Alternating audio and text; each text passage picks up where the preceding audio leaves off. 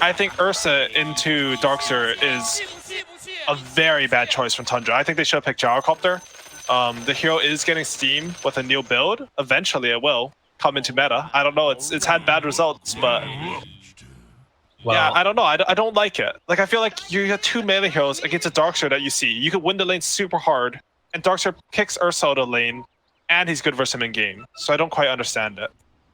It's going to be interesting, that's for sure. I'll say that like the thing that I'm really curious to watch is like how those first couple of levels go. That's going to be, I think, probably one of the things that determines a lot how this goes. And honestly, Seb, he's a Darkseer specialist. This guy knows how to play against these heroes. If there is one nice thing, at least in this game, for the side of Tundra, it's that there isn't like that great wall hero necessarily, right? Like, you're going to be able to maybe get some auras, that type of stuff. But there's not like that Terrorblade or that Luna or whatever else it is that comes out that's like very annoying to play against. Oh, weird D-ward situation. They get the double stun into the D-ward. I guess that he knew that they were coming in for that. That was very bizarre. Yeah, Saksa just caught a little bit of fodder just before he placed that ward, and he showed again without the ward in his inventory. So because of Tep, he knew that they knew he placed a ward, and then he does put that one down. Yeah, I don't know. This game, a lot of it just comes down to Winter Wyvern on 9. I think the hero, its weakness is supposed to be its lane, but 9 has looked fantastic on it. And I think he should do pretty well versus Pangolier. Maybe even win this thing quite hard. It'll be interesting to watch, that's for sure, if he can make that happen. And then, of course, up top, as we're going to see the spam start to come out, it is already Saksa in the area. They're zoning Seb out of the lane, actually, which is pretty bad for him. But at the very least, they're sort of setting up for a potential to get this pull back behind the tower. So seeing potentially some of the strength in the early goings here as Skitter's going to pull this creep wave through and back towards mid again. Already, both heroes getting relatively low. This could start to get a little bit scary for Topson. They have another point in Splinter Blast. He has to back out. He does have that Fairy Fire, and Wyvern, he doesn't have the best kill threat, I'd say, early. You know, he has 48 damage right now. So we'll see how that goes. I think TA right now, it's being a little bit underrated in terms of how strong this hero is in lane. If you just click on this hero, it's 305 MS, 6 armor, and 65 damage at level 1 right now. Like, this hero is a really strong laner, and Meld is one of the strongest level 1 spells in the game. So I think this Pot of Tide, they might be in it for a bit more than they bargained for. And 3-3, he doesn't have a salve left. He's rushing that Helm, but he's very low right now. Yeah, he has it coming out now. And there is a salve that's on Mirana, back in base rather, which will be ferried out probably in the next little bit here. This is, but yeah. This is so smart from 3-3. Because he was so low, he couldn't hold the weight. Oh my god, that gets a soul kill. Dude. All right, that's on you for the missed one. So it's not going to be anything going on there. Yeah, this is on me, guys. I'm sorry. But 9, he couldn't hold it in front of his tower because he was so low. So instead, he pulls it all the way around and effectively does like a pseudo pull where he's going to deny 4 creeps from TA. And Snaking had a double wave to play up onto Sumail with, so he could still get CS in this lane. Oh my, we see Winter Wyvern go even in lane, and he looked absolutely bonkers. What's it going to be like when he wins his lane? It's going to be scary. That's what it's going to be like. And I think that, you know, if you get into that timing that much more quickly, obviously, yeah, there's ways you can surge away people as Snaking is going to get chased down a little bit here. No mana, but we'll just be able to tank through that Thunderstrike. But, you know, the Witchblade coming online, eventually that Aghanim Scepter, we've seen how dangerous it can be. And these heroes, I mean, they have really good for, like, disengaging in a way, but until Blink Daggers come out, it might be hard to get on top of the Wyvern. We'll see. Yeah, I agree. I mean, there's the surge though, right? This is that one huge factor that I mentioned earlier. I think it will play a big role in this game. Something else I want to mention is that in both games, 3-3 has gone for that Helm of the Dominator rush. We saw it be really effective when he played Tidehunter against Sumail's Leshak, for example. You know, it reduces the Edict damage, it reduces the right-click damage, gives you a time on Leshak. TA sort of hits you with Sideblades, which are effectively doing pure damage as it's based on the armor of the creep you hit. So it helps just Meld when you get hit like that, but not as much if you get hit by Sideblades. Right. As a result, like look at the CS. It's 6 CS for Tidehunter to 22 for TA. And this here, I know, it's one of the strongest safe lane laners in the game. Like they're spamming at SA, they're spamming at NA pubs, and no one expects it, but this here's a monster in lane. Keeps that pressure on. Really frustrating to deal with. And this 3-3 Tide, he just has to be really careful about his position, making sure he doesn't get hit by those side blades. Manning up. Trying to go for it. Opsin. Backs out of there. 9. They are going to be able to get that water rune, though, and that should stop this. Fada actually comes in for a little bit of contention now. On to Topson with the creep wave coming in. Can they go on him again? A chance, a hope? An opportunity here for the kill as the right clicks come out. I got the shield crash, 12% incoming damage. Fada down low. Oh, and Topson gets away. Unbelievable. Yeah, and Top's just holding on to his spells there. He has a wand, barely gives him enough to live. And, you know, he baits Fada into death there. That's a big comeback because when you're losing the lane, any sort of kill like that matters a lot. You can see he's only 300 net worth below Winter Wyvern, and he is slightly out-CSing 9, even with that early solo kill. That is very good for Topson. And right now, how close are we? They're both very close to level 6s. You can see up top, the Ursa is definitely winning the lane against the Darkseer, but it's not as dominant as you might expect in some of these other matchups, as they will jump in there and try and put a little bit of harassment onto Saksa. Trading out these hits and trying to build up stuff. Not that much mana left, but oh, Skitter, he has to be careful. Aphotic Shield, but these double ion shells, they find that finish. Can they get a second one? No. Saksa able to make the second kill happen, and Fada now trying to back out of here. Has another Aphotic Shield in a sec. Will turn, and the 2 cores end up going down, but it was the Darkseer that died first. Yeah, but you're a Darkseer spammer, Lyrical, right? I feel like yes, if you pick this hero early, you're expecting to sort of get dumpstered in lane. Like, Ursa, he can farm in this lane, but that's not really the problem I have with the matchup. They're going back onto Fada here. Hoping to get him. Can they get him? Surge forward. Not going to be able to go for it. I agree. I think that part of the problem is just like how good this Nyx assassin is at enabling his lane. Like a lot of the heroes that would normally be pretty good, it makes it tough. But I agree. There's like so many of these other ones that might have been better. Ooh, good ring around the Rosie there. Snake King able to escape. He does sneak that, both the Arcane Rune and the Bounty Rune away from Topson, so he has an empty body to work with. And something we've seen from Winter Wyvern is he does a lot of harass damage in the middle lane. Snake King, he's rotated up top. I don't think he feels like he can really pressure bottom lane at all this game. Oh, the arrow! Yo, the King comes in, takes down Seb, and then gives him the tip afterwards. All right, the mass tips are coming out. We're getting spicy here in this game number 5. Arrow round 2. Oh, it's going to hit just on a little creep. Look at this, Tundra. They want to tri-lane up here just so they can prevent TA from taking over the Ancients. They've already dropped the Sentry Ward. Saksa will go for the stack, but they'll stop it. Even blocking this hard camp, it looks like. Anything to destroy the economy of TA, because this hero, it really looks strong in their last match. All right. It was devastating. Oh, Skitter's going Battle Fury. To deal with. Yeah, that is different. That was not what I was anticipating. Fada's getting gone, trying to punish him for his insolence, going to the triangle, but he just TPs away.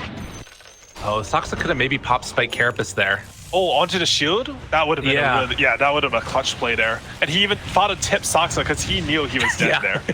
Yeah, exactly. It's weird, right? Because bottom lane, they glimpse up 3-3. He does Kraken Shell off the Meld Strike. He walks away from that one. 3 points up in the Kraken. It's weird because people look at those plays like, why didn't you realize? You're a professional player. It's Saksa. He had like 3 accounts on the top of the support MMR, 3 accounts in the top 20 MMRs in the world or something. But Dota is such a complicated game and you're thinking about so many things, it's easy to make these small mistakes. And it's also a point in time now where how many hours have they been playing Dota continuously? Like, not just within this series, but the previous one as well. There is definitely some fatigue factor coming in here. I like what Skitter's doing here. He's dragging the creep wave off to the side. I mean, Seb, his lane's looking nice, but Skitter, he's still maximizing from the lane. He's going to be a very strong Ursa this game. So 8 minutes in, it's about 1,000 gold lead for Tundra. There is this Battle Fury Ursa that we're going to be seeing in the next little bit, which is going to allow him to scale, but it does feel interesting. It feels like Tundra are more confident in their late game potential. I mean, again, with Ravage, with you know, an Ursa Battle Fury, having Wyvern and how strong that hero's looked, I'm kind of inclined to believe that they have a strong late game. I don't know. What do you think? Oh, arrow to mid though. Thompson. Yeah, the Winter's Curse is very short when no units are beside you, so they don't manage to land the arrow. I would say late game, I don't know, Darkseer's sort of a beast like, and they caught 9 here. Do they have enough to kill? Down.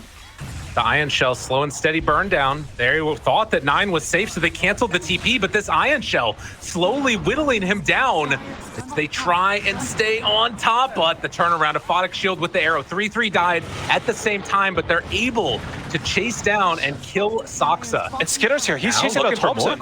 Nowhere else to go. Skitter has another jump in 3. The right click's coming through. One more punch, and Thompson gets the bounty rune before he ends up falling. And a brawl going on in this game. Meanwhile, 3-3, he actually falls bottom to let me see who killed him. Sumail, there's just too much going on in this game. Action everywhere. And Skitter, you know, this sort of unorthodox Ursa build, I'd say, getting 3 into Earthshock. Ever since that spell got nerfed, I think people usually take less points in it. It lands in the kill there. And look, Fana, he's solo smoking just to take the enemy Ancients away. He's gonna drop a ward on the high ground, drop a sentry, and like just keep denying this Ancients from the enemy TA. Skitter, he's getting out on top. Does have Enrage though. They drop down that wall looking to jump up to the high ground. Seb has the vacuum for afterwards. Skitter realizes can't go for that play. So he's gonna back out of there. Thompson doing a little roly-poly action as Fada tries to escape, but the Winter's Curse afterwards. They have connect now onto Nyx Assassin, taking a ton of damage. Arrow afterwards connects onto Seb. Do they have enough to bring down the rest of them? Splinter Blast, Seb down low. Seb going to fall. And Snaking living through this. Everybody's so low, they take down Fada in the end. Now looking for more. Static Storm is down, but the right click's coming from Skitter. They pull him back in. Snaking falls too. Now No Tail turned upon. So far, it's a 3 for 2, but it's going to become 4 as Tundra take the fight and execute perfectly. Yeah, and honestly, Ursa, with this fighting build, he's going for Battle Fury, which is really greedy, but he's giving his team some compensation by going for this much less greedy max Earthshock build. The idea is pretty cool because he wants to keep scaling with the Battle Fury, but he doesn't want to be a useless, you know, piece of crap if you go for the max W build with Battle Fury. But they go Skitter. Skitter. Overextension. Does he live through it though? Oh, the surge forward. Skitter's in trouble. Skitter needs to heal. It's not going to come in time though. Great play coming in, but will they be able to punish? Yes, they take down Seb. Now turning on to Saksa for a couple more right clicks. 9 hiding out to the trees and on a killing spree. So they lose that Ursa, but manage to get a little retribution. Right, so I think they're okay with that on both sides. That's the sort of play where after it happens, you're like, okay, it's okay, guys, we got the carry. Or it's okay, we traded you for 2 and you're going Battle Fury, you can catch up, you know? These are the things that are sort of said in the comms, or the sentiment is shared. Where, because you want to keep going, right? It's game 5, there's a lot of pressure, you need to keep your communication good. No, he's looking top. Level 2 glimpse. Trying to find somebody. Not going to get it though. Going for the deny right there, snaking. Taking away the vision. I mean, those little plays to take away the sentries is definitely important when you're playing against this Mirana.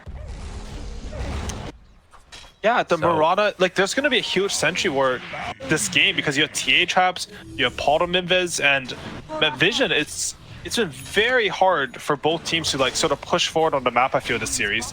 Like we can think about the games where OG had leads. Even in those games, there weren't enough sentries to like deward everything, and you can still take these fights from behind. 3-3, he's just been pulling neutral creeps to his own hard camp in the triangle and farming them very efficiently. Despite his very hard lane, he's actually pulled ahead of Thompson in net worth. And Tundra, they have a 2k lead, honestly, sort of out of nowhere. And there's some kill trades, and it took a good... Actually, it's not out of nowhere. They had good kills. They won a team fight. What am I talking about? But 3-3, really with the efficiency, looks good. Well done. You're nailing it, dude. Yeah, don't worry. It's, you know, it's game 8 for these guys. I've casted 5 games, and I'm fatigued. Like, I'm imagining having to play this. It's way harder. And, like, oh my god. Well, that's a rough one. I'm looking now for an opening as OG are all heading down bottom. There is still the Ravage available. Scouts out No Tail there, but the rest of the team moving into position, and wow, they just dropped literally everything. Hold Embrace though, and the Winter's Curse to try and turn it. Static Storm's about to wear off. Do they have the Ravage in time? They do! Connects onto 3. Thompson able to get that ulti off. They have the back wall, and the connect onto Fada, as well as Snaking. Both drop, but up on the high ground. It's 9 hitting away at these heroes. Has to jump away for the moment, though. Miss uphill, trying to run, but it's not going to happen. Ursa shows up, though, the big, bad, mad bear, trying to find anything else here. Seb, no more vacuum. Thompson goes in a little bit aggressively, but with the Ion Shell, it might be enough. Fada has no more shield, a triple kill for Sumail, and showing the power of this early game aggression. Look at this Ancient Sack. This is for OG now. They won the team fight in the air. They brought everyone. Tundra, they brought their heroes, but they weren't ready. That heroes TP in. Nine didn't have his Arctic burn up when the fight started. And so Sumail, look at his net worth. He's got 1,500 above everyone on Tundra now. Important plays. Very important plays for him, as Skitter taking a lot of damage there. Does not have Enrage. And it looks like he's going to have to back out and try and get some farm up. Oh, man, OG, it has that feeling. They're sensing a little bit of blood in the water right now. And Sumail, a DD rune. Yes, what do they want to do with this? Is it right into Roche? Oh, man, if they can get this. Winter's Curse is back up in 5 seconds. Do they realize that this is happening on Tundra? Yeah, the smoke up comes. Got Moonlight Shadow. The wraparound is coming. Arrow goes out. Going to connect onto Roche, helping them take it that much faster. DD's still there for Sumail. Now looking for the follow-up. They're trying to take down the vision, trying to take down the traps. Roche is so low. It doesn't look like they're going to be able to get it in time. So Tundra have to give up that first Aegis. And OG, they're rolling. Big swing of events in the last 2 minutes. OG just winning a team fight, stealing an enemy Ancient Sack, and now pick up the DD in order to get Roshan. And I want to say a little bit of level-headedness, I think, coming out from Tundra. They recognize we don't have Ravage.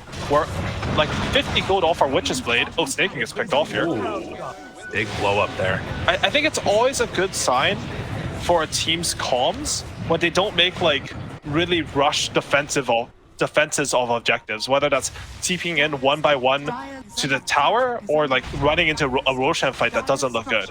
OG though, they are looking very dominant on the map. I think the last like 3 or 4 minutes has been all them.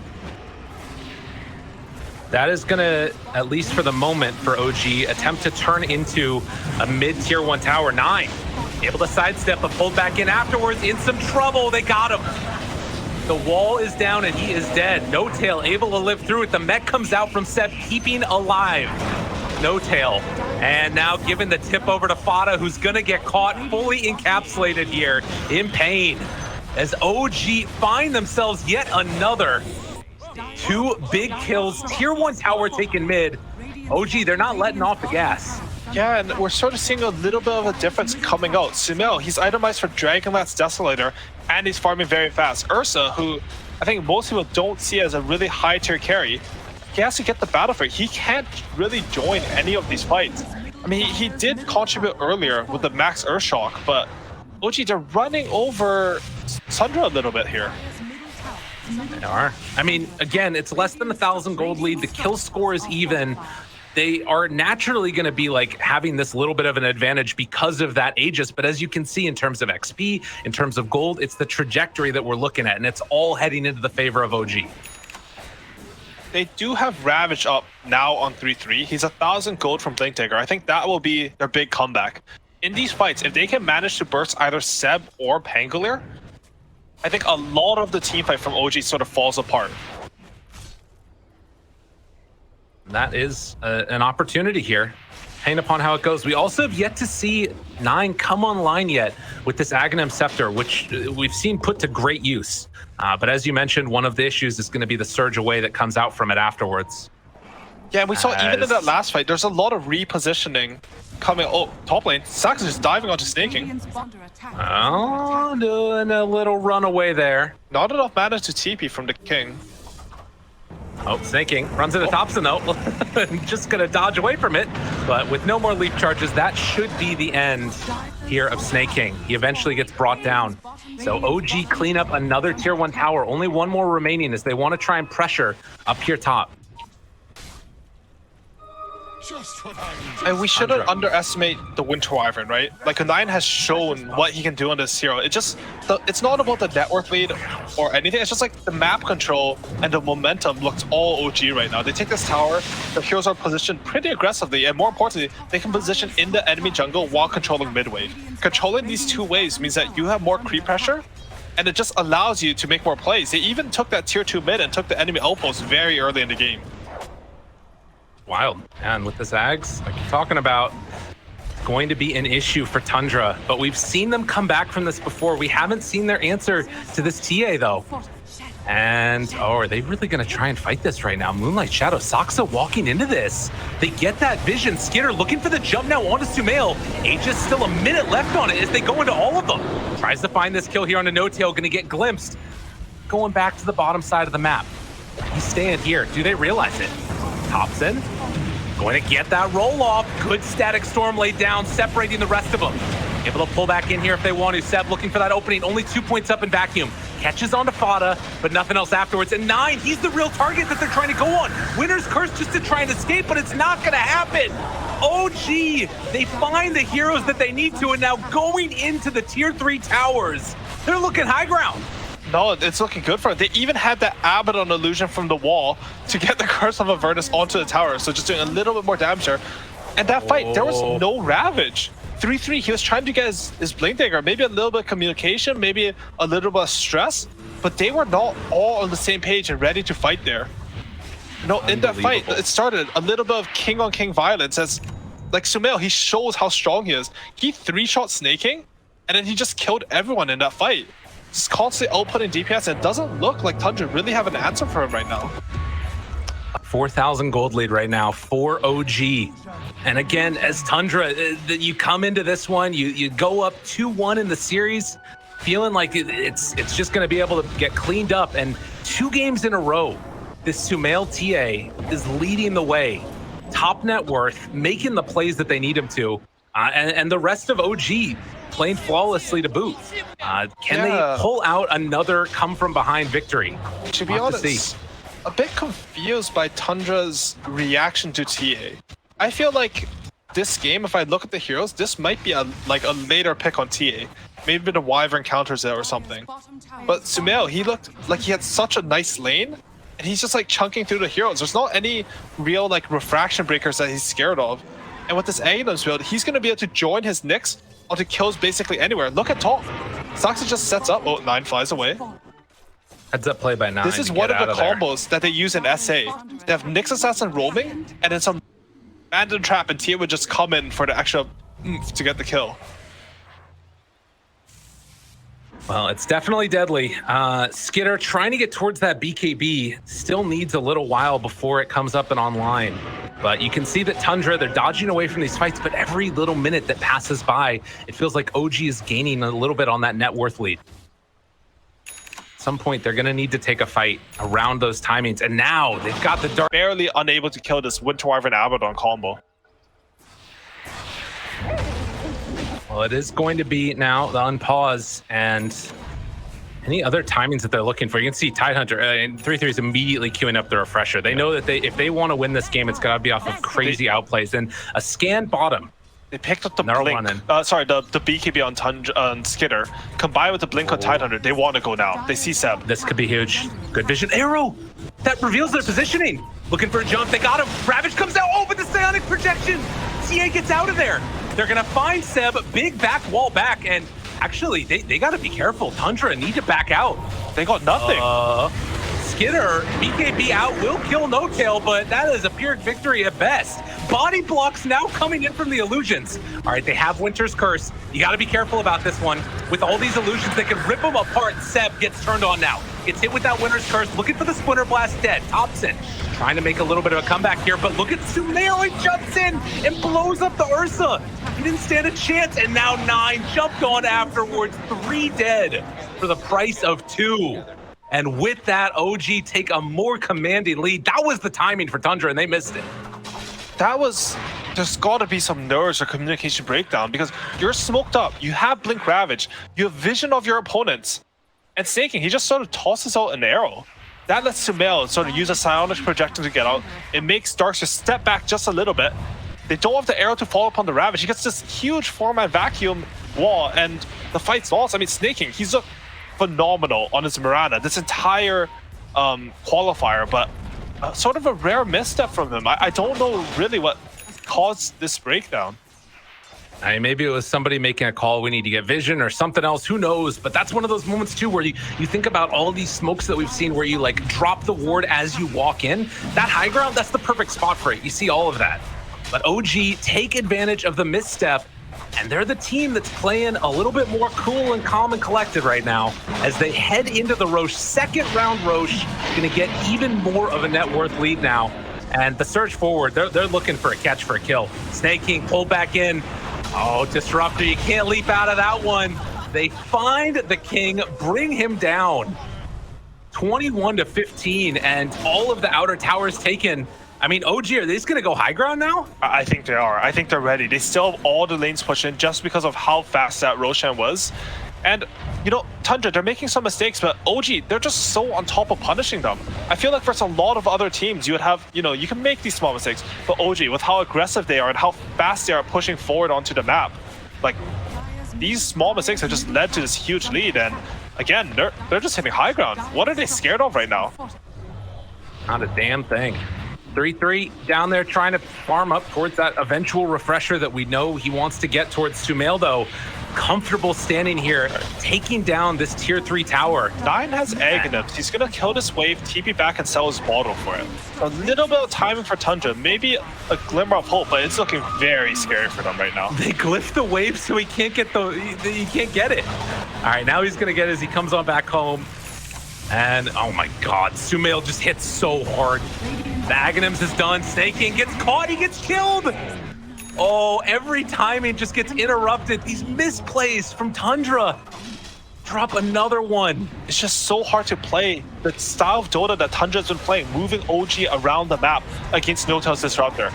Usually, picking your 5 position last is seen as sort of a drafting mistake, but OG, they're showing what's up here. Like, they're destroying, and I think a lot of it is on Notel's Disruptor here. A really good choice. A hero that hasn't been seen much through the qualifiers, but making its presence known here in both the lower bracket finals earlier and also grand finals now, looking quite strong.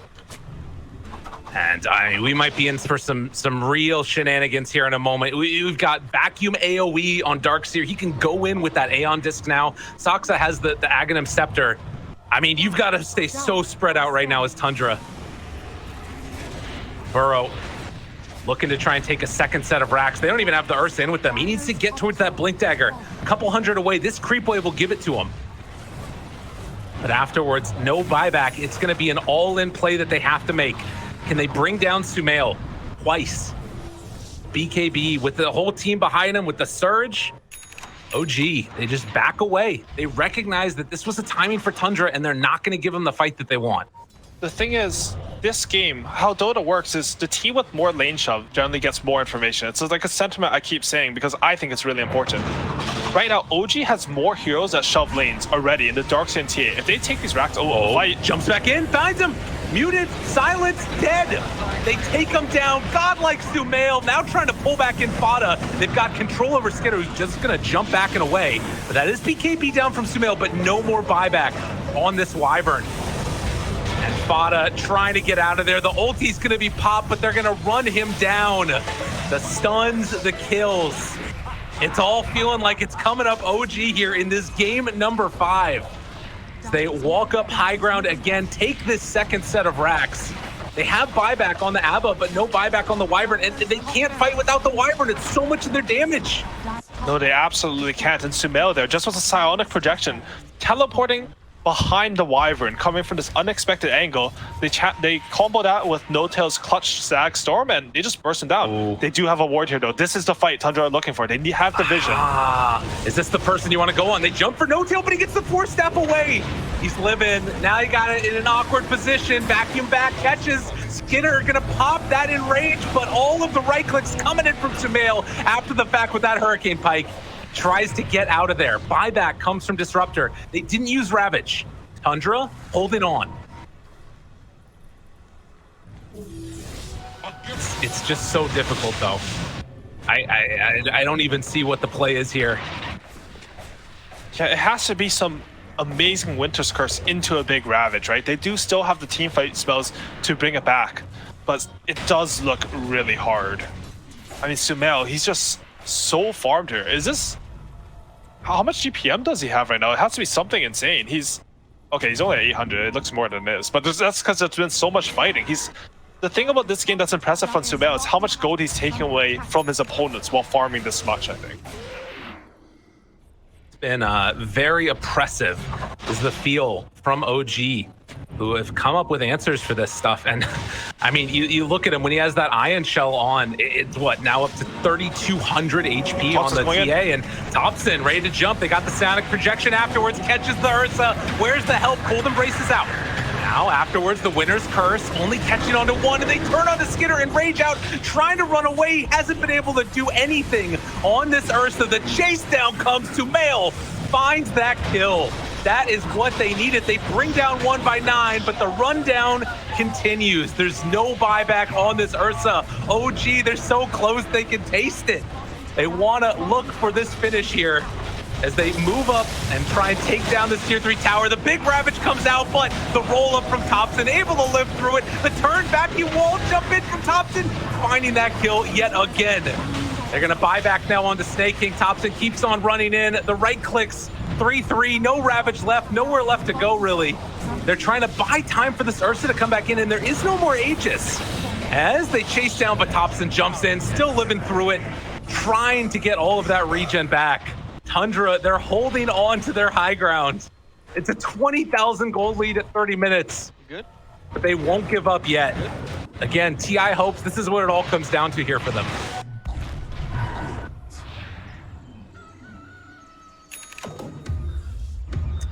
Unreal.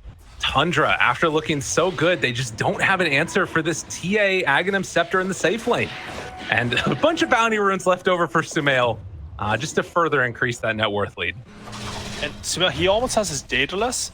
And the thing about that fight was Sumail got ravaged, he got full arrowed, and they still just couldn't bring him down. The damage from Tundra, it might be there if you have all your heroes hitting, but a lot of it is mitigated by the fact that Noto, he went for this Force Staff. You have Surge, and they're catching 3-3 here. No Blink Dagger. Chasing down. Uses the headband, tries to get away, but the glimpse pulls him back in. Thompson goes the whole length of that peninsula, trying to get the roll up as they will run down and kill 3-3, finding themselves another. Fada goes down to boot. They have buyback on the Tidehunter, but you're using all of your expenses. And another tip, dude, you're about to knock them out of qualification for TI. Soxa just no mercy. No mercy at all, as they're ready to run up high ground and try and take this down. Skitter looking for an opening now. Get the meld out, 9, Winner's Curse, hoping to do something. The buyback comes from the Tidehunter. Arrow afterwards, but the BKB didn't get it out in time. Skitter, BKB runs forward, tries to bring down this Nyx Assassin. It is not gonna happen. Jump forward, there's the stun that they need. They take down Skitter, he buys back now. They keep on chasing it on this one. Thompson trying to find 9, he gets him. It's a godlike spree, they can't get anything. As 1 by 1, all of Tundra falls. OG doesn't even die, and GG is called. OG are going back to TI to defend their title.